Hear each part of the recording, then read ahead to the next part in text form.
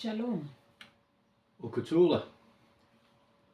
Is Pastor Gladys here? And Pastor Colin. We're here again to, this is our part 2 on test management. And this time we will be asking Pastor Colin about his testimony. Remember, all this is designed to help you out there. It's not for anything else but to help you understand that whatever you are going through is subject to change. You can actually come out of it. So let's hear what Pastor Tanner is now a pastor. Of course, he was not a pastor before. Like myself, I was not a pastor before. But what brought about all this? So, Pastor Colin, can you tell us your testimony? What brought about all this? Why are you so full of life, so happy, ready to do all sorts of things and ready to talk to people? What is this? Can you tell us what happened? Well, firstly, let me say what you've just said there. I am full of life. I have never ever felt so good in my entire life as I do now. I feel so wonderfully blessed. I am just so happy with everything in my life. Everything from where I was to where I am now. I can't thank the Lord enough for what he's done for me and what he's done for my family. It's just amazing. When I look back at where I was, I'm going back now, even to my younger days. I was struggling with depression. I was struggling with emotional issues for a long time. I had bouts of like OCD.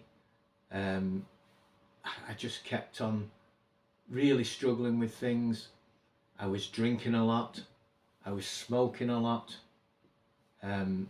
And this we're going back to my younger days, in my 20s, my 30s, even into my 40s. Then there was issues in my life. I ended up going through a divorce. After a long marriage of 26 years, I went through a divorce.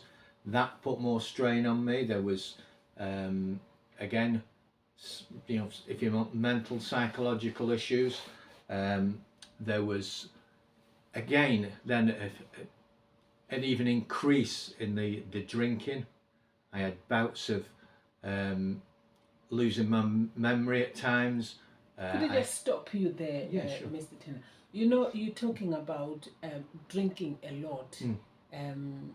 This drinking started before. I must say, drinking alcohol as well. Drinking alcohol, Yeah. of course. So when you were drinking after the divorce and all that, were you drinking to try and solve what we were going through, or were you just drinking as a culture or as a tradition, or why? Yeah, I think some of it was a sort of a cultural sort of thing. It was to, I think probably I felt lonely at the time. I Right. felt neglected, so I was looking for a way out that way.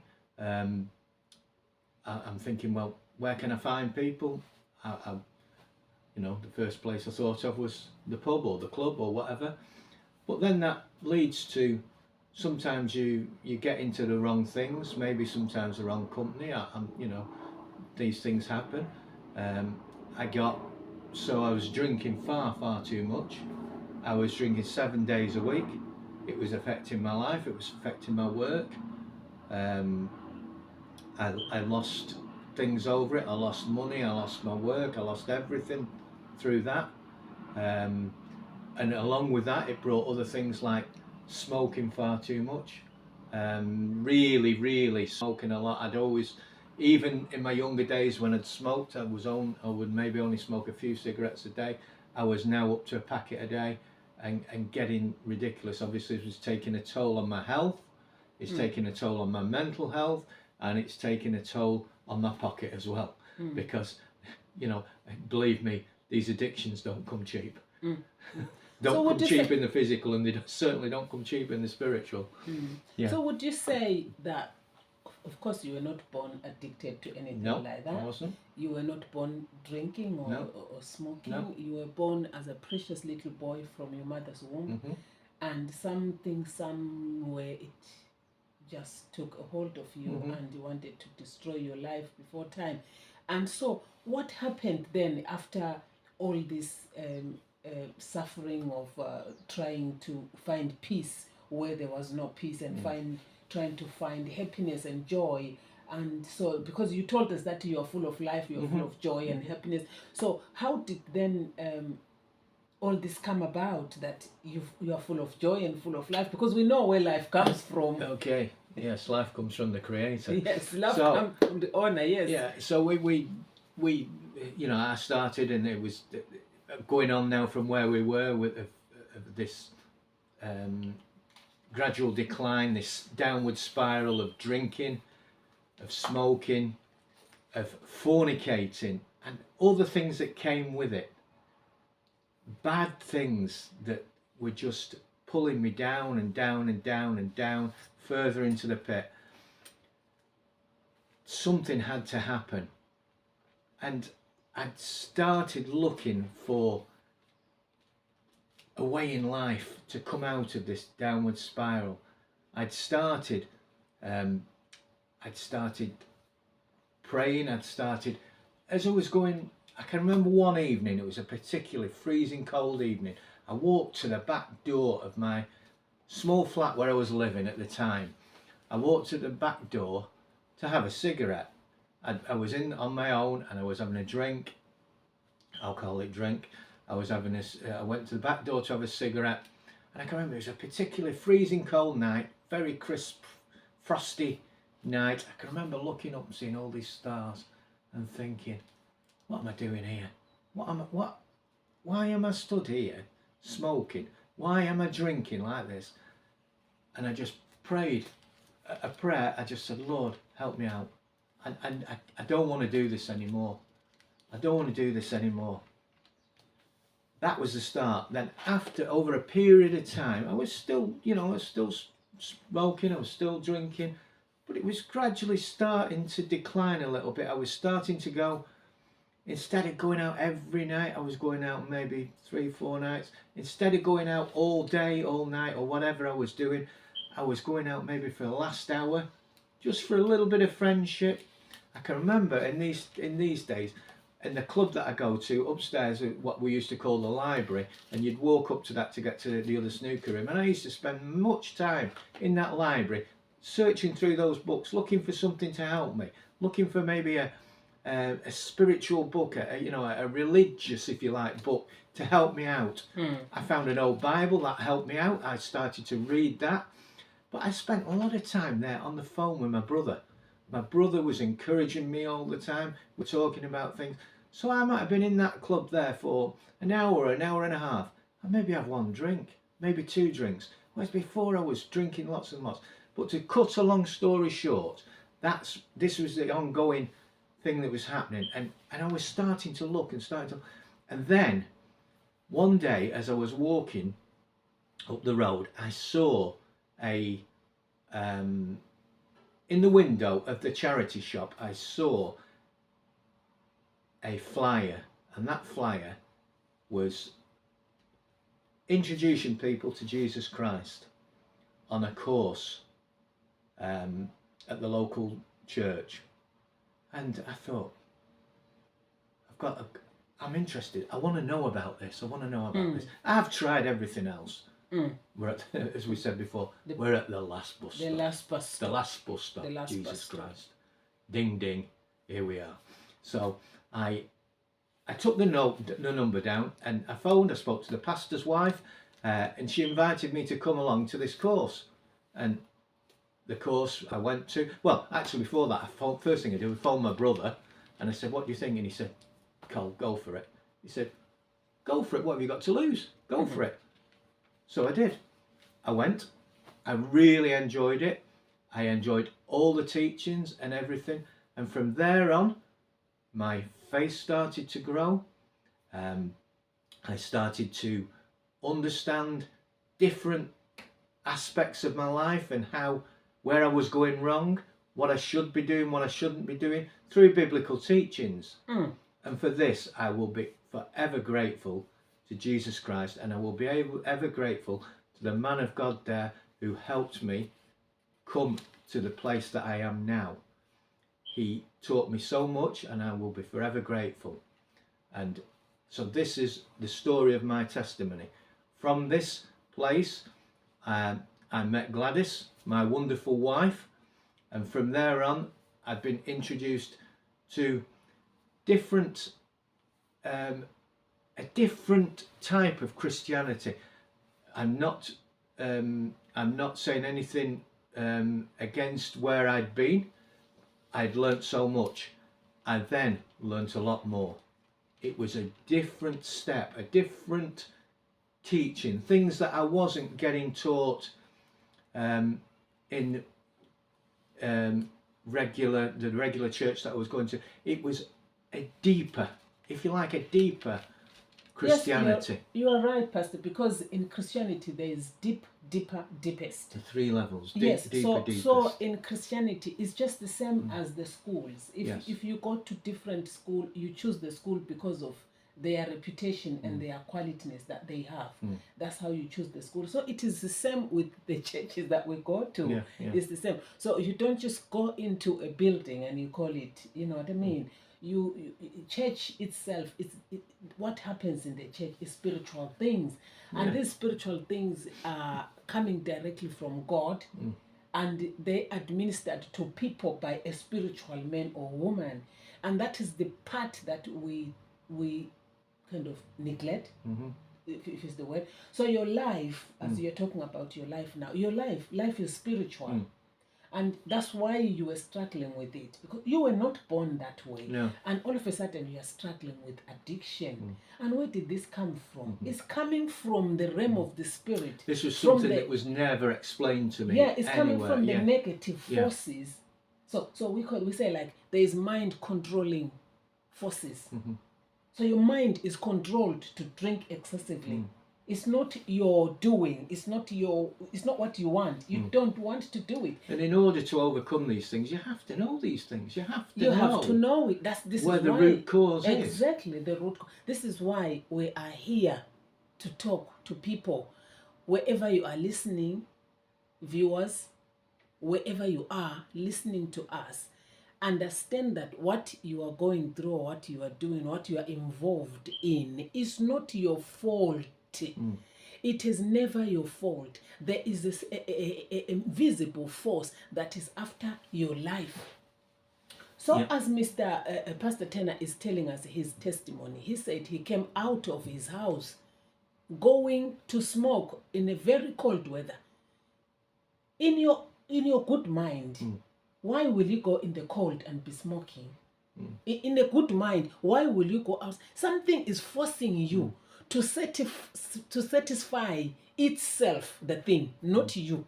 Because when we come to Christianity, we understand that Jesus removed the forces and Jesus can separate. That's why he was eating with the sinners, because he could separate that. This is what I created. It was not a sinner. And this is the sin that I need to remove.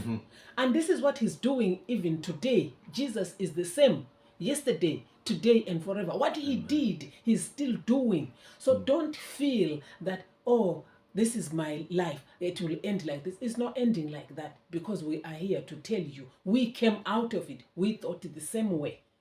Like if you heard my testimony, at a point I thought, let me just die and follow my son.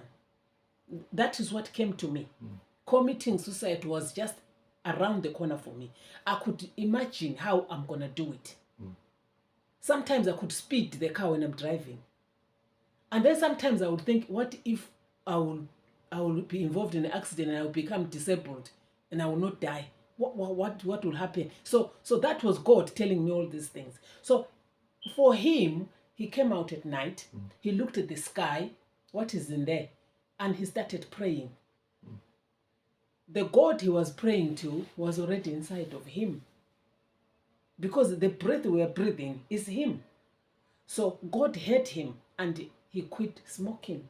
A bit by bit, a bit by bit. Here he is today, ordained by God himself to be a minister of God. And without these teachings that I have learnt, I think I can pretty confidently say that without these teachings and knowing this root cause and knowing all the things that I now know, I probably, there was a good chance that I could have backslidden. There's a pretty good chance, I'm pretty confident that I wouldn't have continued on that walk without these deep revelations that I've found through the ministry, the ministries that we've followed, the deep teachings that we've found. It's made a total difference to my life. The Spirit of God at work revealing all these things. Yeah. Take for instance, right now, I'm going to read for you Isaiah 55, Isaiah 59, verse 1 to 3, or to 5. Just hear this. Just hear this. These are the things. These are the Bible that I was carrying all the years, and I didn't know what was in here. Yeah. Here it says, surely the arm of the Lord is not too short to save, nor his ear too dull to hear. But your iniquities have separated you from your God. Your sins have hidden his face from you, so that he will not hear. So you see, when I was praying on my own because I was also in sin. And when I'm praying in sin, God was not hearing me until I met this man who told me that you can't swim with the raincoat. You can't go in the shower with the raincoat. The raincoat then was the sin for me. So as for Pastor Colin, his own was different because I think very soon he discovered the pastor who taught him, show him all these things. He showed him all these things. So he had a bit of roots. Okay. So that it was easy I was for given him. a very good ground. Yeah, he was easy for him to receive the deeper. So he came out and so when these teachings come, the strong ones, he's not is receiving them. So don't worry if you are not understanding what we are talking about. The best thing to do is to follow us and look out for the new videos that are teaching all these things to become a true Christian, to discover your identity. Discover your identity. Understand that you are a spirit, you are not a body. Understand that there is 3 spirits that exist. The Spirit of God, your spirit, and the spirit of Satan. And all of them are active, working. And so you are struggling in the physical, not knowing that there is an invisible force that is attacking you. You see, that's where we missed it. We never knew that what is Christianity. Christianity is divinity at work in humanity. Christianity is the life of God in a person. Christianity is God himself in you operating. So if we just come around and say, I want to be a Christian, I'm born again, it's not enough. There's more to it than this. And this is why Nicodemus in John chapter 3 went to Jesus at night and to ask, what are you talking about? And Jesus explained. So in our next video, we will be talking about true Christianity. Yeah. We can also be talking about our testimonies as we go. Like I said, my own testimony was just paraphrased.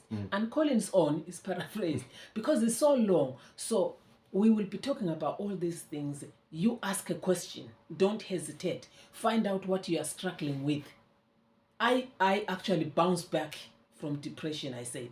Bounced back from depression because the antidepressants that they gave me, they were driving me poorly. I mean, I was mad. I didn't know what I was doing. So they helped me. They counseled me. They did everything they could do. But because they were doing the physical bit, I needed the spiritual bit because depression is a spirit. So I needed a spirit, a spiritual side of things. And that's what happened to both of us here. Yes. Yeah. Both of us, we are people who can tell anyone about depression. We were depressed, didn't we? Indeed. We didn't know what we were doing, confused. That's us. But today, God has turned our mess into a message. He took us from the grass to grace. This is us. So we are not trying to say anything either than you can come out for free. We are sat here as living proof that it is possible. Yes, it is possible to come out. You can come out and you can have a testimony, because at the moment, until you hear us, you are actually in the test, so that you can testify. Yes. Your testimony. You are managing. Test will become your testimony. Yes. To click that button and begin to ask questions and follow us and subscribe, it means you are next to testify, because you are learning. Because you are learning. That's what happened to us. We made a decision. You have to make a hard decision that enough is enough. I'm coming out of this. And you can come out. You can come out of it. There's an end to it. And I think we'll round up. Yes, for I think today. that's a good place to finish for today. And and thank you so much for your testimony. And I trust God that people who have the same issues, they will find their solution in that testimony. Please send messages to Pastor Colin, and he will tell you in details exactly what happened, how he came out of it. And for me, you can send me a text message or whatever it is, or email, to ask me how I came out of grief and loss, how I came out of depression, anxiety, how I came out of all sorts of mental issues that were affecting me. So I think it's a good place to finish, and thank you all for watching. Thank you all for listening, and we'll speak to you soon. We love you all. Ukuthula. Ukuthula, Shalom.